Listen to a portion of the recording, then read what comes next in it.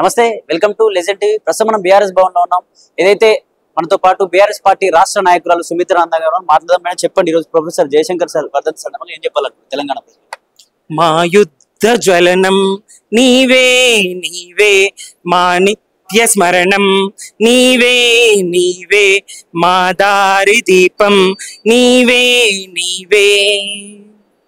తెలంగాణ చెరువు తీరు మా జయశంకరు సారు, అలుగు దుంకి పారు పదునైన మాట జోరు. పాలు బోసుకున్న పజ్జొన్న కంకులోలే, పైకి పైకి ఎగిరే ఆ పాల పిట్టలోలే, నీ ఆనవాళ్ళ వ్రాలు కనిపించే. జయశంకర్ సార్కి జోహార్లు అర్పిస్తూ, జయశంకర్ సార్ ఎంత గొప్ప సిద్ధాంతకర్త, ఎంత గొప్ప తెలంగాణవాది అంటే ఆయన భావవ్యాప్తి కోసం తెలంగాణ స్వరాష్ట్రం కావాలి, సమైక్య రాష్ట్రంలో ఏ రకంగానూ తెలంగాణ ప్రజలకు న్యాయం జరగదు, తెలంగాణ నీళ్లు నిధులు నియామకాలు అన్ని రంగాల్లో కూడా తెలంగాణకు అన్యాయం జరుగుతుంది.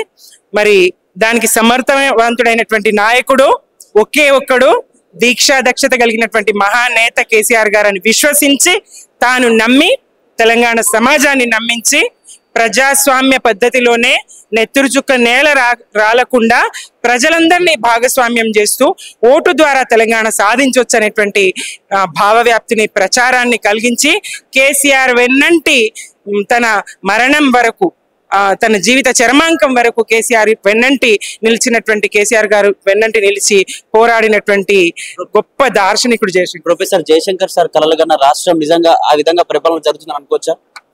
ఇక నేను ఆత్మలనైతే విశ్వసించా, కానీ ఒకవేళ అదే గనక ఉంటే, ఆత్మలనేవి ఉంటే జయశంకర్ సార్ ఆత్మ క్షోభిస్తుంది పాలనను చూస్తే.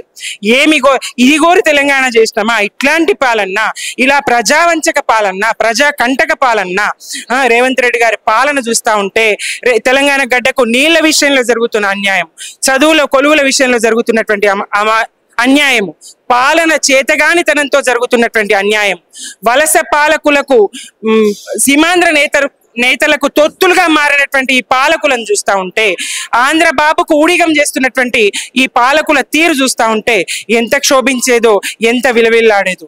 జయశంకర్ సారు ఏదైతే ఆశయాలు తెలంగాణ రాష్ట్రం స్వరాష్ట్రం అయితే ఏది జరుగుతుంది, ఏది జరగాలని కోరుకున్నాడో ఆ 9.5 సంవత్సరాల్లో సుఖశాంతుల తెలంగాణ, సుభిక్షమైన తెలంగాణ, వనరులను సద్వినియోగం చేసుకున్న తెలంగాణ, విద్యాభిషేకంగా ఎదిగిన తెలంగాణ, ఉద్యోగాది రంగాల్లో ఎదిగినటువంటి తెలంగాణ, ప్రజా సంక్షేమంలో ఎదిగినటువంటి తెలంగాణ, నీళ్లను మలుపుకున్నటువంటి తెలంగాణ, నీళ్లను మళ్లించుకొని బీడు భూములకు మళ్లించినటువంటి కేసీఆర్ గారి పాలన, అదంతా ఒక ఆ దశాబ్ద కాలం, ఆ 9.5 ఏళ్ల కాలం ఒక సువర్ణాధ్యాయం. జయశంకర్ సార్ కలగన్నటువంటి సువర్ణాధ్యాయం. పాడి కౌశిక్ రెడ్డి గారిని నిన్న ఎయిర్పోర్ట్ లో అరెస్ట్ చేశారు నిన్న సాయంత్రం. దాన్ని ఎట్లా చూస్తారు? వరంగల్ పోలీసులు వచ్చి అరెస్ట్ చేసి తీసుకెళ్లిన పరిస్థితి, ఏదో 50 లక్షలు డిమాండ్ చేశాడు మైనింగ్ విషయంలో అని చెప్పేసి, నిజమే అంటారా? చూస్తా ఉన్నాం, ఆయన స్పష్టంగా చెప్పిండు. పట్టి లోపలేక ఏం చూస్తున్నామని నన్ను అంటున్నారు మా వాళ్ళు. పట్టి లోపలేయాలని ఉద్దేశం, ఎక్కడోటి ఇట్లాంటిది క్రియేట్ చేసుకుంటారు, సృష్టిస్తారు. ఈ భయభ్రాంతులకు గురి చేస్తామనో, లేదంటే అటెన్షన్ డైవర్షన్, ప్రజల దృష్టి మళ్ళిద్దామనో, తమ పాలన చేతగానితనాన్ని ప్రశ్నించకుండా, తమ పాలన వైఫల్యాన్ని ప్రశ్నించకుండా ఇవాళ హామీలను తుంగలదొక్కే ఈ చర్యలో భాగంగానే ఇట్లాంటివి. ఆయనకు చట్టాల మీద, కోర్టుల మీద విశ్వసనీయత ఉన్నట్టు అనిపించదు. ఉంటే కనుక ఇవాళ ఎట్లా శనివారం నాడు ఎట్లా అరెస్ట్ చేస్తారు? శని ఆదివారాలు వద్దు, ప్రజల హక్కు, బెయిల్ అని చెప్పేసి కోర్టులు చెప్పినప్పటికీ అది విశ్వసించకుండా, ఆ కోర్టుల మీద మరి గౌరవం లేకుండా, ఏమాత్రం గౌరవాన్ని ప్రదర్శించకుండా ఇట్లా అన్యాయంగా అక్రమంగా అరెస్ట్ చేయడం. మైనింగ్ జరుగుతుంది, సీతక్క కావచ్చు, కడియం శ్రీ గారి వీళ్ళ ఆధ్వర్యంలో జరుగుతుంది. మహేందర్ రెడ్డి అనే వ్యక్తి వాళ్ళ వైఫ్ ని డబ్బులు అడిగాడు, 50 లక్షలు డిమాండ్ చేశాడు పాడి కౌశిక్ రెడ్డి అని చెప్పి ఆమె కంప్లైంట్ చేసి అరెస్ట్ చేశారని చెప్పేసి కూడా వినిపిస్తా ఉంది. ఆమె కంప్లైంట్ వెనుక కూడా ఖచ్చితంగా వీళ్ళు ఉంటారు. ఇప్పుడు జరుగుతున్నాయి అన్యాయాలు, ఇసుక దోపిడీ ఇప్పుడు జరుగుతా ఉంది. ఒక్కసారి ప్రాజెక్టులను ఎండబెట్టి అక్కడ నుంచి వందలాదిగా వేలాదిగా లారీల లైన్లు క్యూలు చూస్తూ ఉంటే ఇది మన సినిమా షూటింగ్ అనిపించే విధంగా ఉంటుంది. ఇప్పుడు జరుగుతున్నది వనరుల దోపిడీ, ఇప్పుడు జరుగుతున్నది, అప్పుడు కాదు. మరి ఇందులో నిజాలు నిర్ధారణ చేయకుండా మరి దృష్టి మళ్లించేందుకే అరెస్ట్ చేయడం తప్ప ఇందులో నిజం ఉన్నది అనేది అయితే కాదు, ఎంత మాత్రం నిజం లేదు ఇందులో. కేవలం అసత్య ఆరోపణ, అబద్ధపు ఆరోపణ, అవాస్తవం ఇది. అంటే ఎందుకు తెలంగాణలో కాంగ్రెస్ ప్రభుత్వం అధికారంలోకి వచ్చినప్పటి నుంచి ఎందుకు ఈ అరెస్టుల పరంపర కొనసాగుతుంది అనుకోవచ్చు? అటు ఫోన్ ట్యాపింగ్ విషయంలో కావచ్చు, కాళేశ్వరం ఇష్యూ విషయంలో కావచ్చు, ఎందుకు ఇంత తొందరగా తెరపైకి తీసుకురావాల్సి వస్తుంది ఈ విషయాలు? రేవంత్ రెడ్డి సర్కారు ఒక భ్రమలో ఉన్నది. ఎంతసేపు బీఆర్ఎస్ ను వారి స్వయం సమస్యలను పరిష్కరించుకునే దిశలో, వాళ్ళని కాపాడుకునే దిశలో వాళ్ళని ఉంచాలి. వాళ్ళు ప్రజల వెనుకకి వెళ్ళొద్దు. ప్రజలు ప్రశ్నిస్తా ఉన్నారు, ప్రజలు మాట్లాడుతూ ఉన్నారు. వీళ్ళు ప్రజల వెనుకకెళ్ళి నాయకత్వం వహించొద్దు, ప్రజా సమస్యలను వీళ్ళ ద్వారా మరి సమాజానికి ఇదేటు చూడొద్దు అని చెప్పేసి ప్రజల దగ్గరికి బీఆర్ఎస్ వెళ్లకుండా, ప్రజా సమస్యల గురించి బీఆర్ఎస్ ప్రస్తావించకుండా, ప్రజల పక్షాన బీఆర్ఎస్ నిలబడకుండా ఉండాలనేటువంటి కుట్రపూరిత బుద్ధితోనే ఇట్లాంటి చిల్లర మల్ల రేషాలు. ఒక్కరిని అరెస్ట్ చేస్తే, ఇద్దరిని అరెస్ట్ చేస్తే, 10 మంది, ఎంతమందిని అరెస్ట్ చేస్తావు? 60 లక్షల కుటుంబం కదా బీఆర్ఎస్. ప్రజల పక్షాన మేము నిలబడతాం. ఎంతమందిని అరెస్ట్ చేస్తావు? ఎంతమందిని బెయిల్ లేకుండా ఆపగలుగుతావు? మేము ప్రజల పక్షాన్నే ఉంటాం. నువ్వు ఎన్ని కుయుక్తులు చిల్లరేషాలు వేసినా బీఆర్ఎస్ ప్రజల పక్షాన్నే ఉంటది. బీఆర్ఎస్ తప్పకుండా ప్రజలతో నిలబడి, ప్రజలకు నువ్వైతే హామీలు ఇచ్చినావు, హామీల కోసం కేసీఆర్ గారి పాలనలో గతంలో ఏవైతే ప్రజా సంక్షేమ కార్యక్రమాలు ఉన్నాయో వాటిని నువ్వు విఘాతం కలిగిస్తున్నావో దాన్ని మేము ప్రశ్నిస్తాం. తప్పకుండా ప్రజాక్షేత్రంలో నిన్ను ఎండగడతాం, ప్రజా కోర్టుకు నిన్ను ఏడుస్తాం రేవంత్ రెడ్డి అని చెప్పేసి తెలియజేస్తూ, జై తెలంగాణ, జై కేసీఆర్. ప్రస్తుతంతో పాటు బీఆర్ఎస్ పార్టీ రాష్ట్ర నాయకురాలు సుశీలా రెడ్డి గారు ఉన్నారు. మాట్లాడడం మేడం, చెప్పండి. ఏదైతే తెలంగాణలో కాంగ్రెస్ ప్రభుత్వం అధికారంలోకి వచ్చినప్పటి నుంచి ఇటు దీనికి సంబంధించి ఫోన్ ట్యాపింగ్ వ్యవహారం కావచ్చు, కాళేశ్వరం ఇష్యూ కావచ్చు, సంబంధించి రీకార్ రేస్ కావచ్చు, ఇట్లా ఎందుకు ఇంత తొందరగా ఈ కేసుల పరంపర ఎందుకు కొనసాగించాల్సి వస్తుంది? ఎందుకు తెరపైకి తీసుకురావాల్సి వస్తుంది అంటే ఏం చెప్తారు?